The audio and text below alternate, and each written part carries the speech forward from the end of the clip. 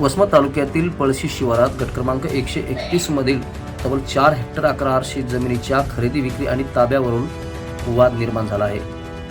या जमिनीबाबत कुटुंबातील वारसांना विश्वासात न घेता परस्पर दस्तऐवज तयार करून जमिनीचा ताबा मिळवण्याचा प्रयत्न होत असल्याचा आरोप आता वारसाकडून करण्यात आला आहे। काही गुंड प्रवृत्तीच्या व्यक्तींच्या माध्यमातून वारसांना जमिनीपासून बेदखल करण्याचा घाट रचला जात असल्याची तक्रार कुटुंबियांनी जिल्हाधिकाऱ्यांकडे केली असून आपल्या कुटुंबाला संरक्षण देण्याची मागणी जिल्हाधिकारी यांच्याकडे केली आहे। माझं नाव महादू भगवान भुजबळ, राहणार पळशी, तालुका वसमत, जिल्हा हिंगोली। माझी जमीन आहे पळशी शिवारात, गट क्रमांक 131, एकूण क्षेत्रफळ आहे 4 हेक्टर 93 आर। आणि माझी जमीन ही एकदम वादग्रस्त आहे। आमचा घरगुती वाद आहे का छोटा आहे आणि वाटणी दावा टाकलेला आहे, पण काही पाटील लोकांना मला धमक्या देणं, जमिनीला बेदखल करणं आणि तुझ्या याच्यात काहीच नाही, तुझा वारस नाही, तुझा वारस कोण आहे, अशा धमक्या देऊन मला पळवण्याच्या प्रयत्नात आहेत। आणि मी 30-35 वर्षापासून जमीन कसतो आणि आजही माझा ताबा आहे आणि जे शेतामध्ये पीक वगैरे आहे ते माझंच आहे सर्व। मी सोयाबीन पेरलंय, आपलं हे ऊस लावलेला आहे, सगळं मीच वैतीत घेतो आणि कोणाला शेजाऱ्याला लावून हे करणं ते करणं असं समोरच्या पाटील लोकांचं माझ्यावर षडयंत्र चालू आहे। मारण्याची धमक्या मला भरपूर आल्या, पण मी धमक्याला गुमानणारा माणूस नाही, कारण मी एक मागासवर्गीय आहे की मी माझी पाटी लावली होती शेताची आणि मीच वैतीत आहे, मीच जमीन कसतो स्वतः।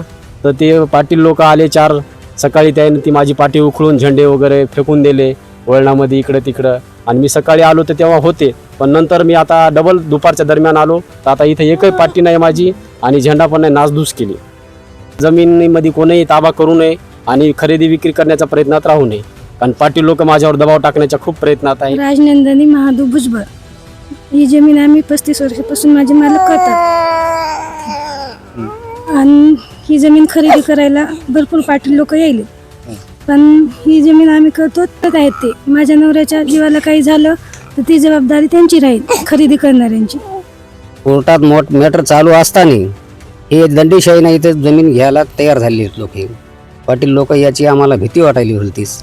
एकलं पोरग शेतामध्ये राहतंय, धमक्या द्यायलेत आणि ही पाटी रवलेली होती, त्याने सकाळी येऊन शनी नासधूस करून शनी चक झेंडे फिंडे जिकडे तिकडे फोटो टाकले, त्याचा काही पत्ताच नाही त्याचा।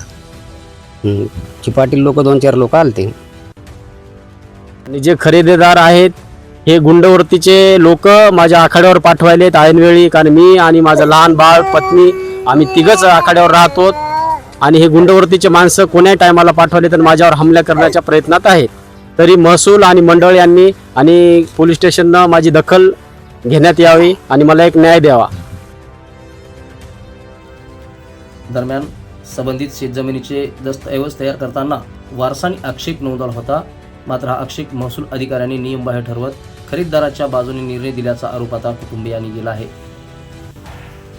त्याचबरोबर जमीन नोंदणीकृत दस्तऐवजाप्रमाणे कायदेशीररित्या जमीन खरेदी केली असून सदर जमिनीवर आपला हक्क असल्याचा दावा आता खरेदीदाराकडून करण्यात येत आहे। तसेच या प्रकरणात महसूल अधिकाऱ्यांनी नियमानुसार प्रक्रिया पूर्ण करूनच निर्णय दिल्याचे महसूल मंडळाकडून सांगण्यात येत आहे। त्यामुळे आता या 4 हेक्टर 11 आर शेत जमिनीच्या मालकी आणि ताब्याच्या वादात नेमका कायदेशीर हक्क कोणाचा, महसूल विभागाचा निर्णय योग्य आहे का आणि वारसांच्या आक्षेपांची योग्य दखल घेतली गेली का, असे अनेक प्रश्न उपस्थित झाले आहेत। एका शेत जमिनीच्या वादातून कुटुंबावर निर्माण झालेल्या या परिस्थितीला नेमके जबाबदार कोण, असा सवाल संबंधित वारसाकडून उपस्थित केला जात आहे। या प्रकरणात जिल्हाधिकारी प्रशासनाकडून आता कोणती भूमिका घेतली जाते याकडे पळशी परिसरातील नागरिकांचे लक्ष लागले आहे। लोकपरिवर्तन न्यूज, हिंगोलीवरून भगवान जाधव।